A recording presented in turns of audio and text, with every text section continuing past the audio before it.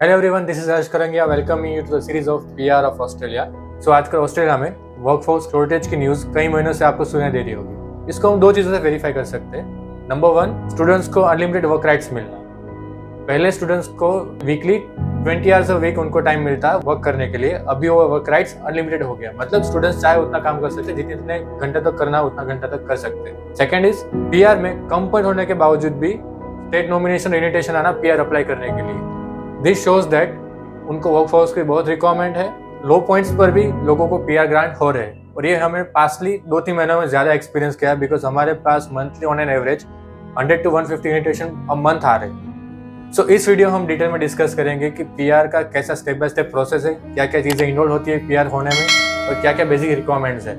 सो इस वीडियो को पूरा देखें, ध्यान से देखें, ताकि आपको पता चले कि आपकी प्रोफाइल इसके लिए एलिजिबल है या नहीं। तो जनरली बेसिक चीज़ से बात करें, पीआर में कौन सा ऑक्यूपेशन की रिक्वायरमेंट होती है, कितने साल का एक्सपीरियंस होने की जरूरत होती है, और एक्सपीरियंस जरूरत है या नहीं है, और एज क्राइटेरिया क्या है, ये जानना है। तो ये वीडियो को डिटेल में देखना। आपको हर एक स्टेज में आपको डिटेल में समझाऊंगा क्या जरूरत है, क्योंकि ये केस टू केस वेरी करता है, ऑक्यूपेशन के हिसाब से पता चलता है। सो नाउ लेट अस डिस्कस कि हम इस वीडियो में क्या क्या चीजें कवर करेंगे। मेनली इंडेक्स दे देता हूँ आपको कि क्या क्या कौन से पॉइंट हम कवर करने वाले हैं। सबसे पहले हम डिस्कस करेंगे कि कौन सी प्रोफाइल है जो मैक्सिमम डिमांड में है। सो कौन सी प्रोफाइल्स पे कम पॉइंट्स पे ज्यादा इन्विटेशन आ रहे हैं, उसके बारे में भी मैं आपको बताऊंगा कि कैसी प्रोफाइल्स, कौन से ऑक्यूपेशंस है जिसको स्टेट इजीली इनवाइट कर रहा है। ऑस्ट्रेलिया में माइग्रेट करने के लिए कौन कौन से रास्ते हैं, कौन सा रास्ता चुनना चाहिए, कौन सा नहीं चुनना चाहिए, ये मैं आपको समझाऊंगा। थर्ड वन इज, कोई पाथवे हमने चूज कर लिया तो उस पाथवे में स्टेप बाय स्टेप प्रोसेस क्या है वो मैं आपको समझाऊंगा। Fourth point is total cost involve in this process, मतलब डॉक्यूमेंटेशन से लेके वीजा ग्रांट तक हर एक स्टेप में कितना खर्चा होता है आपका, वो मैं आपको समझाऊंगा। और लास्ट पॉइंट, आपको पीआर मिलने से क्या क्या बेनिफिट्स मिलते हैं ऑस्ट्रेलिया में, वो मैं आपको बताऊंगा। So now let's see what are the occupations that are in high demand in Australia. सबसे पहले हम देखते हैं इंजीनियरिंग फील्ड में कौन कौन से ऑक्यूपेशंस है जो ज्यादा डिमांड में है। First comes degree holders, that is engineers. जो इंजीनियर्स है, जो बेसिक कोर ब्रांच में डिग्री होल्डर्स है, मतलब सिविल, इलेक्ट्रिकल, मैकेनिकल, ये ज्यादा डिमांड में है। Second category comes ITI holders, industrial workers, welder, fitters, painters etcetera. जो वर्कर्स है जो इंडस्ट्री में अभी वर्क कर रहे हैं, जिनका 5 साल से ज्यादा एक्सपीरियंस है, ऐसे लोगों को भी ज्यादा डिमांड है ऑस्ट्रेलिया में। इवन प्रोडक्शन सुपरवाइजर्स की भी रिक्वायरमेंट ज्यादा है। दूसरी कैटेगरी आते हैं एडमिन एग्जीक्यूटिव्स, मतलब जो लोग एडमिन के प्रोसेस में इन्वॉल्व है। As for example purchase executives, managers, जो एग्जीक्यूटिव्स बैकएंड में काम करते हो, फैक्ट्रीज में हो या फिर कोई भी इंडस्ट्री में, सर्विस इंडस्ट्री हो, कोई भी इंडस्ट्री, लेकिन जिनका क्लरिकल वर्क होता है। Third category is business executives और मैनेजर्स, जो लोग बिजनेस में हाई पोजीशन पे होते हैं, मतलब जिनके पास ज्यादा रिस्पॉन्सिबिलिटीज होती है, सालों का एक्सपीरियंस होता है, जिनके नीचे 10 से लेकर 100 लोगों की टीम होती है। ये सब कैटेगरीज भी इन्वॉल्व है जिनकी ज्यादा डिमांड है ऑस्ट्रेलिया में। So that can be in sales, marketing, operations, HR etcetera. Even insurance professionals की भी ज्यादा डिमांड है। हमने ऐसे केसेस भी देखे जिसमें इंश्योरेंस कंसल्टेंट को मिनिमम पॉइंट्स पे भी इन्विटेशंस मिले हैं। So even it is a high time for insurance consultants जो बाहर माइग्रेट होना चाहते हैं, ऑस्ट्रेलिया में सेटल होना चाहते हैं। फिफ्थ इज IT प्रोफेशनल्स, जो लोग IT इंडस्ट्री में सालों से काम कर रहे हैं या फिर रिसेंट पास आउट हुए, जिसके 1 या 2 साल का एक्सपीरियंस है, इनको भी अच्छे इन्विटेशन आ रहे हैं। So you might be software engineer, security engineer, data analyst etcetera. You can definitely apply because आपकी ज्यादा डिमांड है और आजकल हमने देखा है आपका रेशियो भी ज्यादा है invitation. Last is health professionals, जिन्होंने हेल्थ केयर फील्ड में काम किया है, कोई भी प्रोफाइल्स हो, उनकी भी ज्यादा डिमांड्स है। As for example lab technicians, carers, pharmacy technicians etcetera. ऊपर जो प्रोफाइल्स डिस्कस की वो मैंने mainly highly demanding profile discuss की है। ऐसा नहीं है कि यही प्रोफाइल्स के इन्विटेशन आ रहे हैं, कुछ ऐसी प्रोफाइल्स है जिनके दूसरों के भी इन्विटेशन आ रहे हैं। Again it depends upon your case. आपकी प्रोफाइल को देखने के बाद हम बता सकते हैं कि आपकी प्रोफाइल स्ट्रॉन्ग है या नहीं, आपको इन्विटेशन मिल सकता है या नहीं। सो अगर आपकी प्रोफाइल डिमांड में है या नहीं ये जानना है तो आप डायरेक्टली हमको कॉल कर सकते हैं। डिस्प्ले में जो आपको नंबर दिख रहा है वहाँ पे आप डायरेक्टली कॉल करके पर्सनलाइज एडवाइस ले सकते हैं। सो अभी हम डिस्कस करेंगे ऑस्ट्रेलिया में माइग्रेट होने के लिए मेनली कौन से 3 रास्ते हैं, मतलब कौन से 3 कैटेगरीज है जिसमें हम अप्लाई करके हम माइग्रेट हो सकते हैं। सबसे पहला है 189, दैट इज स्किल सब क्लास 189 स्किल इंडिपेंडेंट वीजा। इस वीजा में क्या होता है, इस वीजा में आपको डायरेक्ट पीआर ग्रांट होता है। इसकी बेसिक रिक्वायरमेंट्स होती है। ऑस्ट्रेलिया का पीआर सिस्टम टोटल पॉइंट्स पे डिपेंड करता है। सो पूरा पॉइंट बेस्ड सिस्टम है। सो कोई भी कैटेगरी में अप्लाई करने के लिए आपको मिनिमम 65 पॉइंट स्कोर करने होते हैं। तो सब क्लास 189 में आपको पॉइंट्स मिलते हैं आपके एजुकेशन के, आपके ऑक्यूपेशन के, आपके वर्क एक्सपीरियंस के, आपके लैंग्वेज प्रोफिशिएंसी के, आपके डिपेंडेंट मतलब आपके स्पाउस, उनका एक्सपीरियंस क्या है, उनका एजुकेशन क्या है, उनके पॉइंट्स क्या है, उनका पीटी स्कोर क्या है, ये सब चीज़ें मैटर करती है टोटल आपके पॉइंट स्कोर करने के लिए। आपको 189 अप्लाई करने के लिए मिनिमम 65 पॉइंट स्कोर करने होते हैं, तब भी आप एलिजिबल होते हैं अप्लाई करने के लिए। इस कैटेगरी में वीज़ा अप्लाई करने के लिए एक बेसिक रिक्वायरमेंट है, दैट इज आपको एक्सप्रेशन ऑफ इंटरेस्ट, जिसको EOI भी बोला जाता है, वो सबमिट करना पड़ता है डिपार्टमेंट ऑफ होम अफेयर्स को।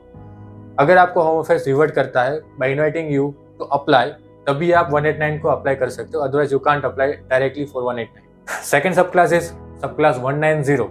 This is skill nominated visa. ये वीज़ा स्टेट स्पॉन्सर्ड वीज़ा है। इस वीज़ा में स्टेट नॉमिनेशन रिक्वायरमेंट होती है, इसके बगैर आप इसमें आगे प्रोसीड नहीं कर पाओगे। इवन इस कैटेगरी में भी आपको क्वालिफाई करने के लिए आपको मिनिमम 65 पॉइंट स्कोर करना पड़ेगा। अगर आपका पॉइंट 65 होता है तभी आप इस कैटेगरी में अप्लाई कर पाओगे। हाँ, एक चीज़ ध्यान रखिए, स्टेट नॉमिनेशन 190 कैटेगरी में अगर आपको इन्विटेशन आता है तो आपको एक्स्ट्रा 5 पॉइंट्स मिलते हैं। एज फॉर एग्जाम्पल, आपका टोटल पॉइंट 60 हो रहा है और आपके 5 पॉइंट्स कम हो रहे हैं क्वालिफाई करने के लिए। तो अगर इस केस में अगर आपको स्टेट नॉमिनेट करता है, स्टेट इनवाइट करता है, तो आपका टोटल पॉइंट स्कोर हो जाएगा 65, which means you are now eligible to apply for this category and you can directly get PR. So third option is subclass 491.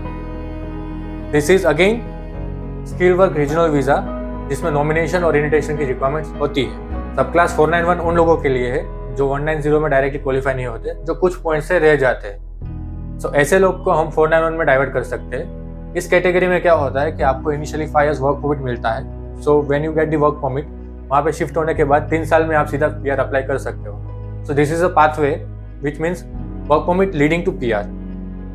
इसमें भी सिमिलर रिक्वायरमेंट्स है, एक्सप्रेशन ऑफ इंटरेस्ट सबमिट करना होता है, आपको state से इन्विटेशन एंड नॉमिनेशन आना चाहिए। बट एक एक्स्ट्रा एड ऑन इस चीज़ का ये है कि 491 कैटेगरी में इन्विटेशन के आपको एक्स्ट्रा 15 पॉइंट्स मिलते हैं, जो 190 में आपको सिर्फ 5 पॉइंट्स मिलते हैं। सो एज फॉर एग्जाम्पल, कुछ प्रोफाइल्स में उनका टोटल स्कोर होता है around 50। So to qualify you still need 15 points, right. So अगर आप 491 में अप्लाई करते हो एक्सप्रेशन ऑफ इंटरेस्ट और अगर आपको स्टेट नॉमिनेट करता हो या इनवाइट करता है तो आपको एक्स्ट्रा 15 पॉइंट्स मिलते हैं, विच मीन्स आपका टोटल स्कोर हो जाएगा 50 + 15, which means equal to 65। So in this case you will be eligible to apply for 491, जिसमें आपको 5 साल की work permit leading to PR मिलता है। यहाँ पे एक चीज़ नोट कर लीजिए, इन तीनों कैटेगरी में अप्लाई करने के लिए आपका स्किल या आपका occupation department of home affairs के ऑक्यूपेशन लिस्ट में होना चाहिए। ये ऑक्यूपेशन लिस्ट क्या है, मैं आपको आगे स्टेप बाय स्टेप प्रोसेस में डिस्कस करूँगा। So now let us discuss how to apply for PR, that is step by step process involved in this PR। So यहाँ पे मैं सब क्लास 190 के बारे में डिस्कस करूँगा और सब क्लास 190 के स्टेप बाय स्टेप प्रोसेस आपको समझाऊंगा। तीनों कैटेगरी ऑलमोस्ट प्रोसेस सिमिलर है, माइनर से डिफरेंस है which can be taken care of. That's why I am just taking 190 as an example. आपके पर्टिकुलर केस में क्या होगा वो आप पर्सनली विजिट करके भी जान सकते हो, मुझसे कांटेक्ट कीजिए या फिर नीचे के डिस्प्ले में दिए गए नंबर पर आप कॉल कर सकते हैं। सबसे पहला स्टेप है matching your occupation with skill occupation list of department of home affairs. Department of home affairs हर साल ऑक्यूपेशन का लिस्ट अपडेट करता है। हर एक फाइनेंशियल ईयर में उस ईयर में कौन कौन से ऑक्यूपेशन डिमांड में होंगे उनका list department of affairs update करता है। तो आप उनकी वेबसाइट पे जाके देख सकते हैं कौन कौन से ऑक्यूपेशंस राइट नाउ इस ईयर में डिमांड में है।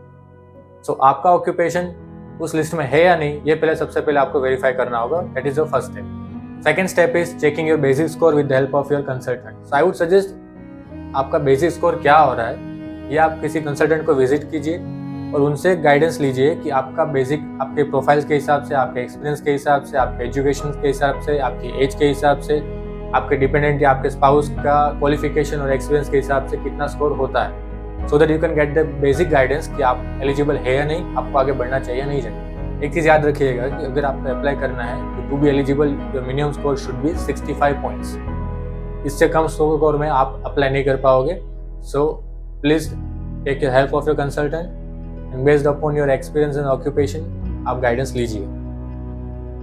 So third point is getting your language proficiency test and getting a proper score. So इन सभी कैटेगरीज में अप्लाई करने के लिए आपको मिनिमम 6 बैंड स्कोर करने होते हैं। अगर आपका स्कोर 6 बैंड से कम है तो फिर आप एलिजिबल नहीं हो पाओगे। So minimum requirement is 6 band. 6 band से ज़्यादा जितना भी स्कोर आता है उनके आपको एक्स्ट्रा पॉइंट्स मिलते हैं। अगर 6 बैंड आ रहा है तो आपके कोई पॉइंट्स एक्स्ट्रा नहीं है। 7 बैंड्स तो आपको उससे ज़्यादा पॉइंट्स मिलते हैं। सो आई वुड सजेस्ट हो सके उतना ज़्यादा स्कोर कीजिए ताकि आपकी प्रोफाइल स्ट्रॉन्ग हो, आपके पॉइंट्स मैक्सिमम हो, आपको हेल्प मिले। यहाँ पे मैं थोड़ा डिटेल में डिस्कस करता हूँ कि आपकी जो एग्ज़ाम्स है, हर एक एग्ज़ाम में कितने स्कोर की रिक्वायरमेंट है। एज फॉर एग्जाम्पल IELTS में आपको हर एक मॉड्यूल में मिनिमम 6 बैंड स्कोर करना है। अगर आपका स्कोर एक भी मॉड्यूल में कम आ रहा है तो फिर आप उसमें एलिजिबल नहीं हो। So I would suggest score it 6। PT की बात करें तो आपको हर एक मॉड्यूल में 50 स्कोर लाना है। TOEFL में थोड़ी स्पेसिफिक रिक्वायरमेंट है, आपको लिसनिंग में 12 आने चाहिए, रीडिंग में 13, राइटिंग में 21, स्पीकिंग में 18। ये मिनिमम रिक्वायरमेंट्स है। ये तो स्कोर आपका होना ही चाहिए। अगर इससे ज़्यादा होता है तभी आपको फ़ायदा मिलेगा, तभी आप एलिजिबल हो पाओगे। इससे कम स्कोर में आप नहीं हो पाओगे। So in short, on an average you should score minimum 6 band in each module. इससे कम में आप नहीं हो पाओगे, इससे ज़्यादा होगा तभी आप एलिजिबल होंगे।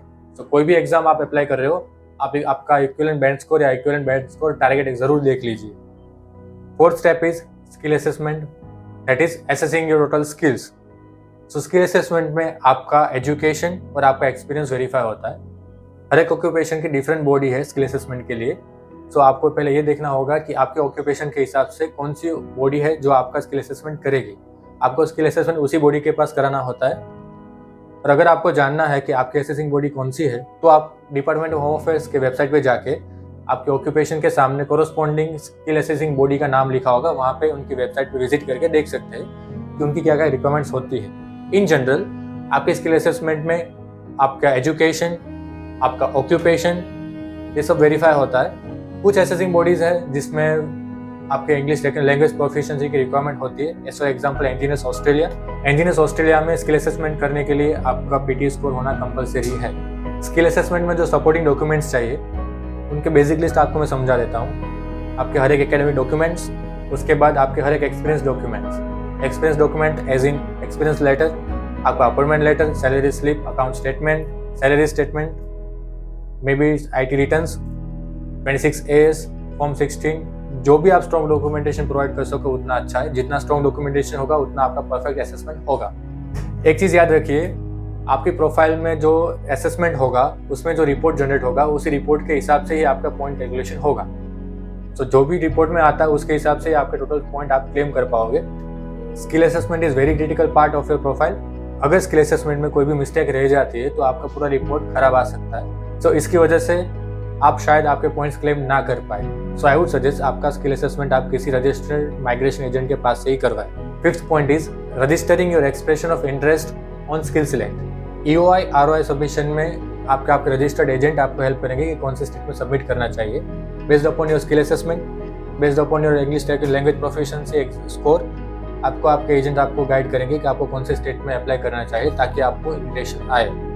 जनरली हम क्या करते हैं कि हमारे जो पास्ट एक्सपीरियंस है, जो पास्ट एप्लीकेशंस किए होते हैं उसके बेसिस पे हम आपको गाइड करते हैं कि ये पॉइंट पे कौन कौन से स्टेट से डिमांड आई है। So we would suggest that based upon जो आपका जो स्कोर होता है उसके हिसाब से हम 3 या 4 स्टेट आपको सजेस्ट करेंगे कि जहाँ पे आपको एप्लीकेशन करना चाहिए वहाँ पे आप एक्सप्रेशन ऑफ इंटरेस्ट सबमिट कीजिए ताकि आपका गारंटीड इन्विटेशन आए। So finally 6th stage is receiving your ITA, that is receiving the invitation. So इस स्टेज में आपको स्टेट इन्वाइट करता है to apply for PR based upon your previous score. State से इन्विटेशन आना कुछ इंपॉर्टेंट पॉइंट्स पे डिपेंड करता है, that is the total score, आपका ऑक्यूपेशन। बिकॉज अगर कोई स्टेट से आपको इन्विटेशन आ रहा है तो उस स्टेट में आपके ऑक्यूपेशन की डिमांड होनी चाहिए। ये मेन फैक्टर है जो डिपेंड करता है कि आपको इन्विटेशन देगा या नहीं देगा। अगर टाइम इंटरवल की बात करूँ तो एक्सप्रेशन ऑफ इंटरेस्ट सबमिट करने के बाद ऑन एन एवरेज 3 महीने में इन्विटेशन आ जाता है। So final last stage is submitting your visa file, that is submitting your PR file. Generally invitation आने के बाद विदिन 60 डेज आपको PR फाइल लॉन्च करना होता है। सो ध्यान रखिए कि आपका टाइम लिमिट होता है इन्विटेशन, स्टेट से इन्विटेशन आने के बाद 60 डेज में आपको PR फाइल करना है। जनरली वीज़ा रिजल्ट की बात करें तो after submission on an average 6 months में आपका वीज़ा ग्रांट होता है। कुछ फैक्टर्स में जल्दी भी हो जाता है, still again depends upon the state and the profile कि आपको कितनी जल्दी वीज़ा मिलता है। हमारा एक्सपीरियंस है कि 4 मंथ्स में भी हुआ है, 6 मंथ में भी हुआ, 3 मंथ्स में भी हुआ। It will totally depend upon your case. So now let us discuss about the total financial expense involved in this process.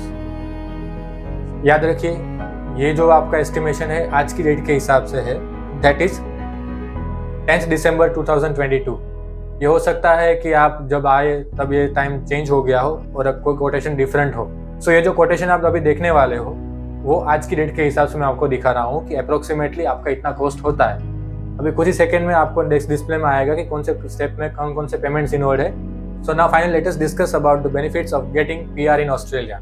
अगर आपको पीआर ग्रांट होता है, सबसे मेजर बेनिफिट है कि आपका और आपकी फैमिली का मेडिकल इंश्योरेंस कंप्लीटली फ्री होता है। सो आपका मेडिकल चेकअप या मेडिकल कोई भी एक्सपेंस हो वो गवर्नमेंट बेयर करती है। Second benefit is subsidize education of your dependents. अगर आप पीआर हो जाते हो तो आप वहाँ पे लोकल कैंडिडेट होते हो, इंटरेस्ट कैंडिडेट नहीं होते। So on an average minimum 50% तक डिफरेंस आता है इंटरेस्ट कैंडिडेट और लोकल कैंडिडेट की फीस में। सो आपको इसका भी बेनिफिट मिलता है। Third point is higher minimum wages as compare to other countries. अगर हम ऑस्ट्रेलिया की कंपेरिजन करें दूसरे कंट्रीज के साथ, ऑस्ट्रेलिया में मिनिमम वेजेस दूसरे कंट्रीज से ज़्यादा है। तो अल्टीमेटली अभी तक मैंने देखा है, जो प्रोफाइल्स मैंने देखी है वहाँ पे लोगों के मैंने जो वीज़ा किए है उसके हिसाब से मैंने देखा है कि अल्टीमेट ज़्यादा सेविंग्स ऑस्ट्रेलिया में दिखता है compare to other countries. So it is a good benefit of getting PR in Australia and definitely staying continuously 5 years you can apply for citizenship of Australia. और अगर आपको कोई और भी क्वेरी हो तो विदाउट एनी हेजिटेशन आपके screen में डिस्प्ले किए गए नंबर पे आप कांटेक्ट कर सकते हो और आप कंसल्टेशन ले सकते हो। Thank you.